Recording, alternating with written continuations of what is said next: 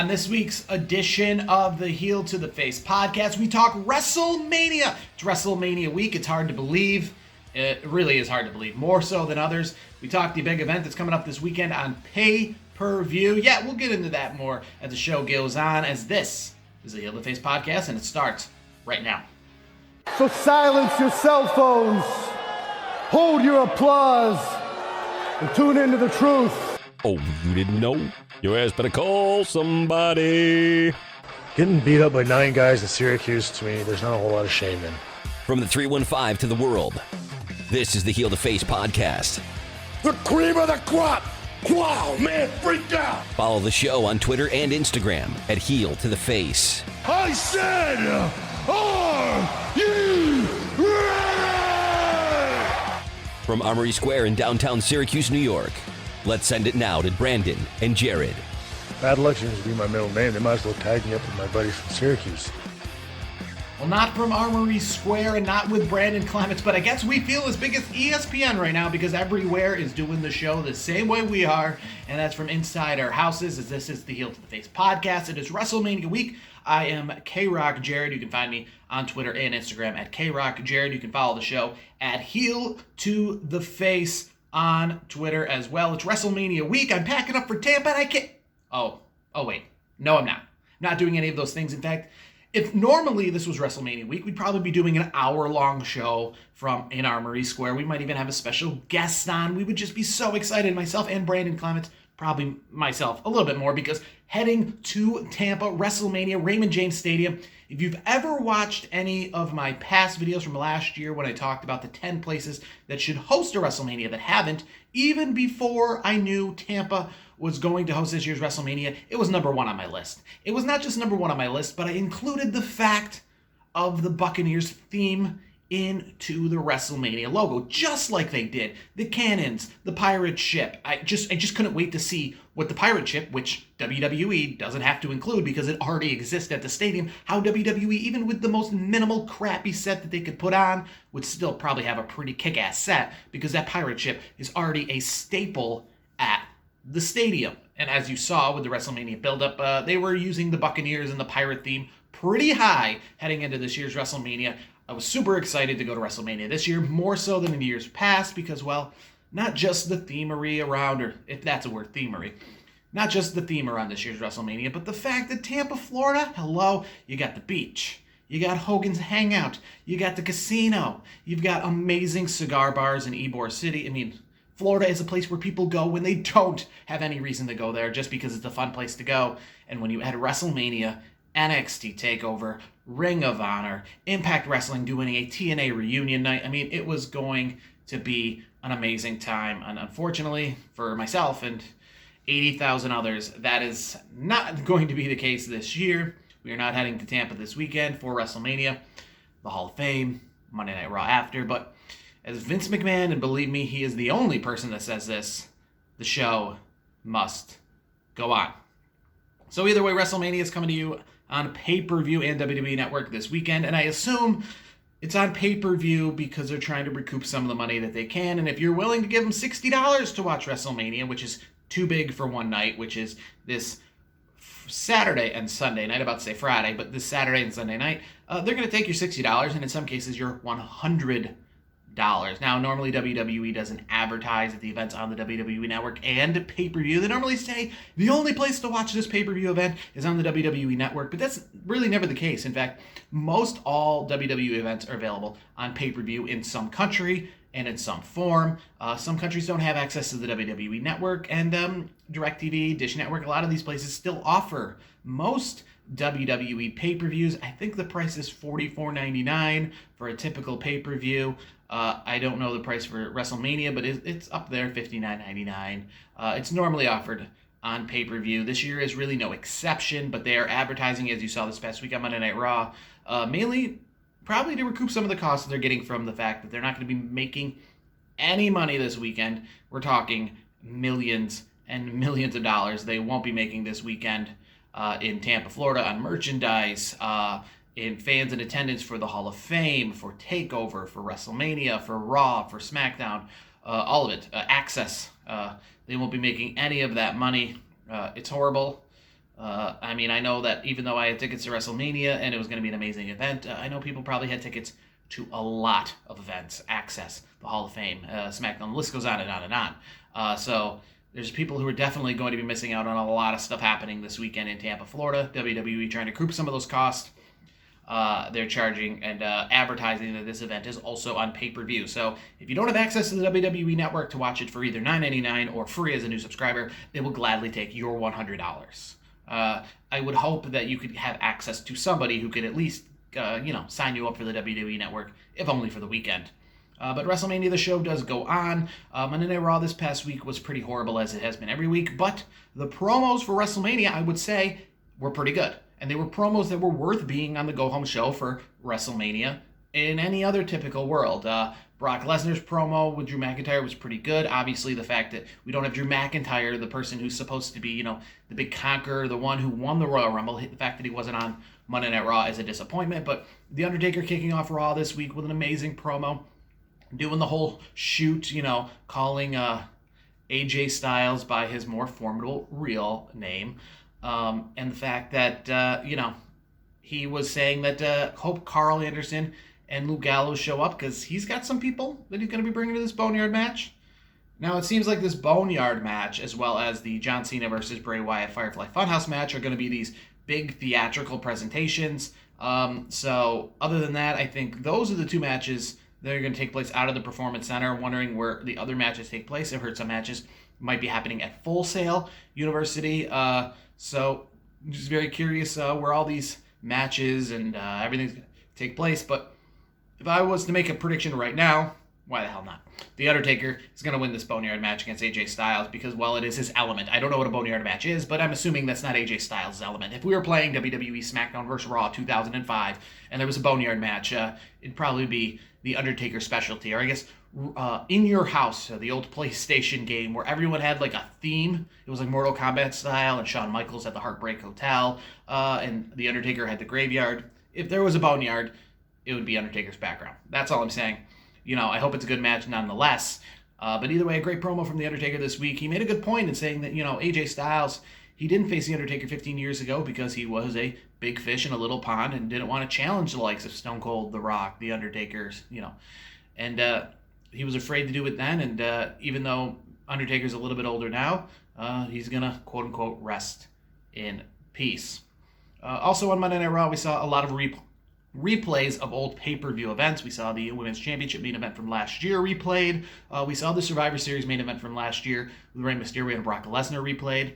The women's main event match was replayed more or less to get more hype for Shayna Baszler versus Becky Lynch. Now this match, if I had to make a prediction right now, who's going to leave WrestleMania as the Raw Women's Champion, I'm going to say Shayna Baszler. It's too bad that Becky Lynch's one-year title reign as Raw Women's Champion, starting last year WrestleMania, hasn't gotten a little more plug, couldn't get a little more push, with this being WrestleMania and all, but I think Shayna Baszler ends her one-year reign this weekend at WrestleMania. I wouldn't be surprised if Becky Lynch held on to the belt, in weird, unusual circumstances we're currently in, but I'm going to take Shayna Baszler winning the match. One place I do see a championship being retained, and that's the NXT Women's Champion. Now, Charlotte Flair and Rhea Ripley were both quote-unquote on Raw this week with Charlotte Flair attacking Rhea Ripley in the back. But I see Rhea Ripley winning this match and retaining the NXT Championship. And the reason I say that is because I really don't know where this would go with Charlotte Flair if she won the NXT Women's Championship. I don't see a product or a property like Charlotte Flair going back to NXT, similar to Finn Balor style. It's quite possible. But, yeah, for the most part, I just don't see her heading back to NXT. So I'm going to take Rhea Ripley in this match, just for that fact alone, that I don't know what essentially they would do with Charlotte Flair if she won that match. And while we're on the women's matches, even though it didn't have anything to do with Raw this past week, but the SmackDown match, I see Bayley retaining her belt. And if anyone is going to dethrone her, I would say there's two possibilities. I would say Sasha Banks, maybe doing a heel turn on her friend, or Lacey Evans. Lacey Evans, I feel like her time is, if it hasn't come yet, it's about to come. I would like to see it in the fact of her maybe winning the Royal Rumble and facing the champion at WrestleMania proper. But I could see her leaving WrestleMania as the new SmackDown Women's Champion. Now, one thing on Monday Night Raw that WWE is still pushing, and I don't know if this is just because Raw is pre-taped and all these were taped prior to WrestleMania, but they're still saying that it's going to be Goldberg versus Roman Reigns for the Universal Championship, and we know that's just not the case. Triple H has already confirmed it. Roman Reigns himself has confirmed it as well, that the match at WrestleMania will not have Roman Reigns in it against Goldberg. It's just not taking place. But one place that a match did get confirmed, that Andrade is out at WrestleMania. He won't be in the Raw Tag Team Championship match, and that's where I'm going to take the Street Profits to win, just because the tag team that he is facing, it's Angel Garza, and the name of his new partner right now eludes me. But it's Angel Garza and a person who really, Andrade and Angel Garza didn't have much of a connection together. So his new guy that they brought up from NXT to face for the NXT or the Raw Tag Team Champions. I just see Street Profits winning this. If there was a kickoff show match, I could see it to be this. Some other matches on the card that they're hyping up. Kevin Owens and Seth Rollins on Monday Night Raw. Kevin Owens had a great promo versus Seth Rollins. He's got a great new shirt out, KO Mania 4. I've got the KO Mania 3 shirt. Obviously, last year Kevin Owens sat out WrestleMania, so there was no KO Mania 4 shirt last year. But either way, I see Kevin Owens probably winning this as being the face. So I take Kevin Owens to win this match at WrestleMania. Now, getting off of Raw again, moving over to SmackDown. The SmackDown Tag Team Championships are being advertised as of right now, and maybe even so on Friday Night SmackDown, as a triple threat ladder match between the New Day, the champions Miz and Morrison, and the Usos. But from what I've been hearing, the rumors are actually going to keep the New Day right out of this match. It's going to be a one-on-one match between Morrison and a member of the Usos in a ladder match for the SmackDown Tag Team Championship. And if that is the case, that kind of goes back to Drew McIntyre and the fact that, you only get one of these shots a lot of times, and even if you get more of these shots, there's still nothing better than your first shot. And last year we saw Kofi Kingston, pretty much be the main story of WrestleMania, at least when it comes to the men's side of things. He defeated Daniel Bryan. He became the WWE champion. It was a huge moment. Kofi Mania, his family was there. Like I said, you only really get one true moment in this, where you get to, win the championship and have your quote-unquote WrestleMania moment. John Cena's had lots of championships, but we can all admit that WrestleMania 21, that was his moment. Batista, WrestleMania 21, that was his moment. WrestleMania, let's say WrestleMania, I'm trying to think of a future WrestleMania where there was their quote-unquote WrestleMania 30. There's a good example. That was Daniel Bryan's moment. WrestleMania 30 was Daniel Bryan's moment. WrestleMania 31, that was Seth Rollins' moment. WrestleMania 32, that was Roman Reigns' moment. Yes, they've all had more championships, and they've all had a lot of championship reigns, but you only have that one, culmination of a journey WrestleMania moment, and this is supposed to be Drew McIntyre's. Whether he wins a championship and holds it for a long time, whether he becomes a 5-time champion, this is Drew McIntyre's moment, and the fact that he won't, be able to get that moment on the proper WrestleMania stage is a little bit disappointing. And going back to the SmackDown Tag Team Championship, you see just how that moment can be fleeting, because Kofi Kingston, whose moment was last year's WrestleMania, as I just mentioned, doesn't even look like it's going to be on the card at this year's WrestleMania. So we've seen that before, where people are champions of a WrestleMania and they're not even the card. Last year, Seth Rollins won the Universal Championship against Brock Lesnar. This year, he's in a match against Kevin Owens. So you can kind of see, where things go when it comes to WrestleMania. You have Randy Orton, with the championship in one WrestleMania, not even on the card the next year's WrestleMania. So, last year, The Miz and Shane McMahon really, I think, stole the show. Neither of those guys are going to be on this year's card at WrestleMania.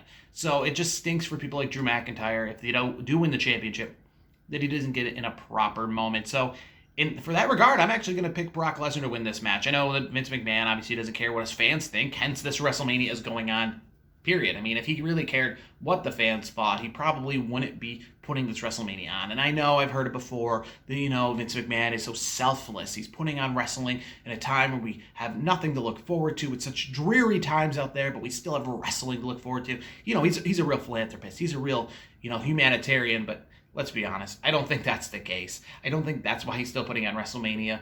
And, it just stinks because of the fact that, Drew McIntyre's moment could essentially get robbed because of that. Now, one thing, and just like you at home, I have no idea really what we're going to look forward to, or what it's going to look like at WrestleMania this year. I don't know what it's going to essentially look like. Obviously we know the two big matches that are going to be theatrical events, the John Cena match the Undertaker Boneyard match. But everything else, I'm wondering what kind of presentation we're going to see. Now, I don't know if they're going to jazz up the Performance Center, they're going to jazz up Full Sail University. I don't know. I have no idea what we're going to expect Saturday night and Sunday night for WrestleMania. I do expect there will be some fireworks or there will be some pyro.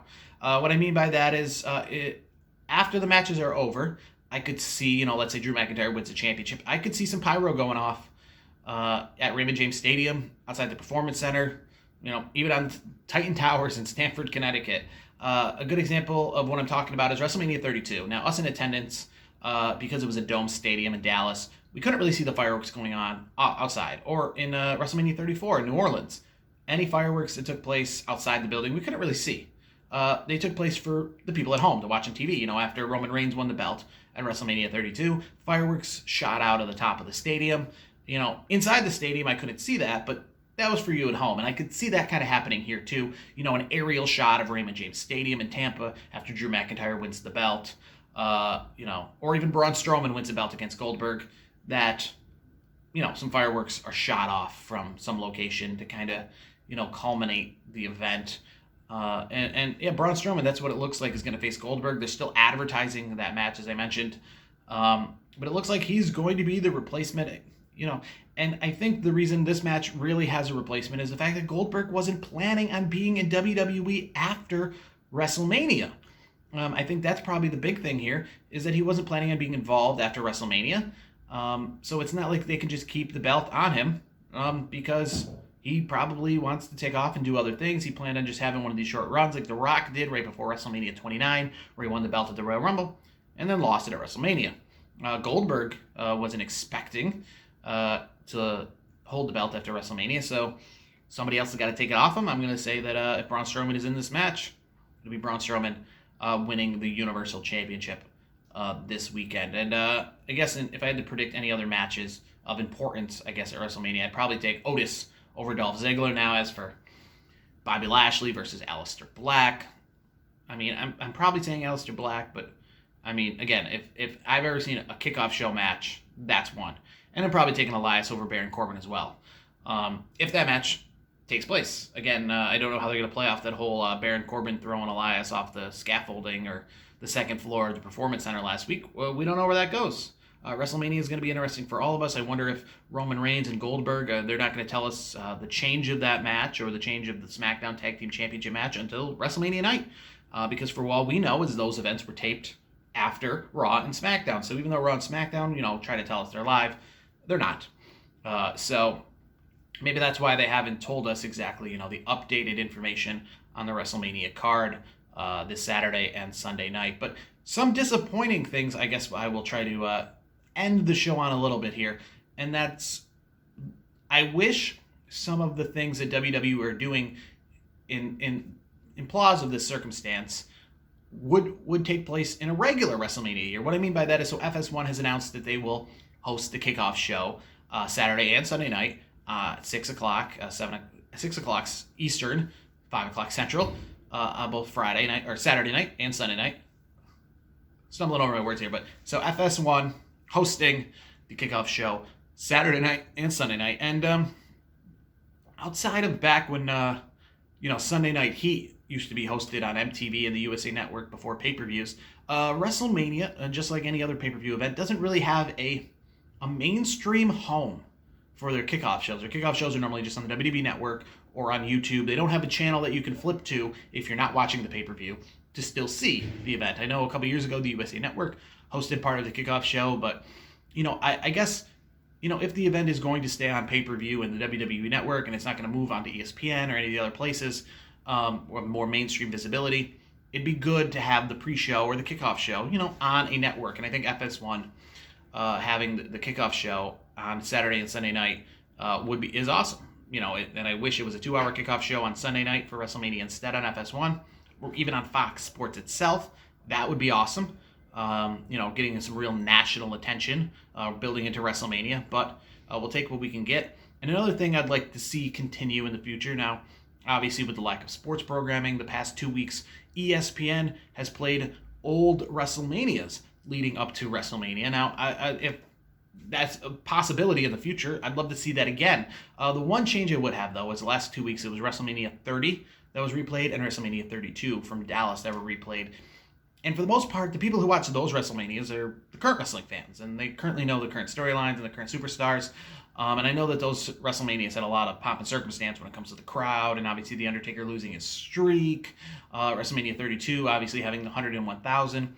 But if you really want to, let's say, bring in some old wrestling fans, some fans who might be watching WrestleMania this year because they were going to watch the Final Four, or they were going to watch Major League Baseball, but those things aren't happening, then let's play some old, real, classic WrestleManias. I'm talking WrestleMania 1, WrestleMania 3, WrestleMania 5, WrestleMania 10, WrestleMania 12, WrestleMania 14, WrestleMania 17. I mean, let's play some of those, classic WrestleManias on ESPN in place of WrestleMania 30, in place of WrestleMania 32, because those events are some of the events, in which people might have fallen out. They used to like wrestling at that time. They fall out of wrestling, but they might want to catch back up with wrestling because, well, nothing else is going on in the world of sports right now. So no better chance to really, get wrestling back out there to the fans who might have fallen off since they were a kid than to play those classic WrestleManias and to really show the history and the lineage of this event, because that is why this event is such a big deal, because of the history, because of the past, because of the pageantry.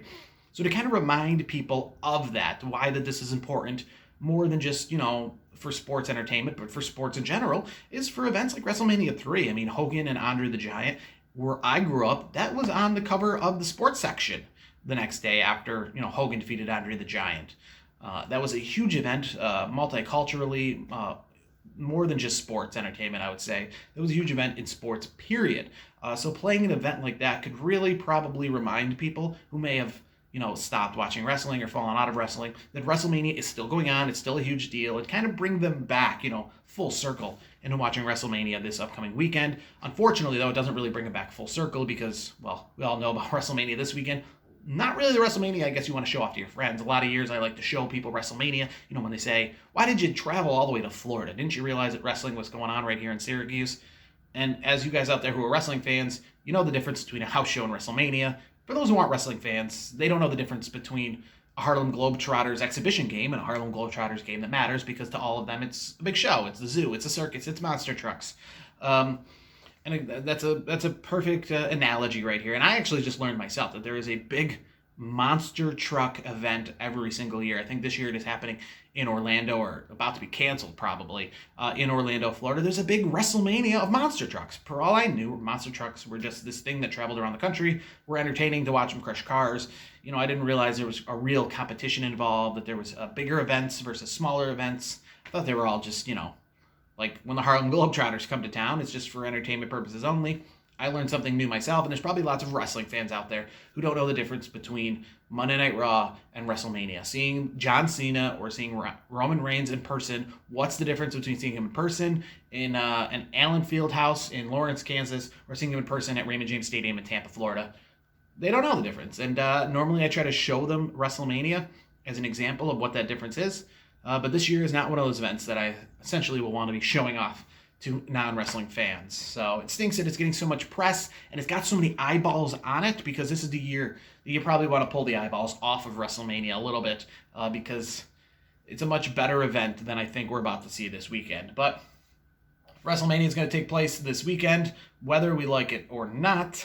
And next week, I'll be here to talk all things WrestleMania 36. It's hard to believe that this is WrestleMania week, the most exciting, the best week in my eyes. Normally. Not this week, though. Will I even watch it live? I mean, these are questions I'm asking myself, because I might find myself traveling on Saturday, so will I watch it live? The event isn't live itself, so what's there to, really lose if I don't watch it live? We'll talk more WrestleMania 36, nevertheless, next week. Raw after WrestleMania, and how does the schedule for television shows going forward, now that the Performance Center has been told that they need to shut down during this pandemic. We'll try to talk all of that and digest even more sports entertainment, as that seems to be the only thing that is continuing on. As for myself at KRock Jared, you can find me on Twitter and Instagram. Follow the show at Heel to the Face. We'll talk to you after WrestleMania. This has been the Heel to the Face podcast. Peace.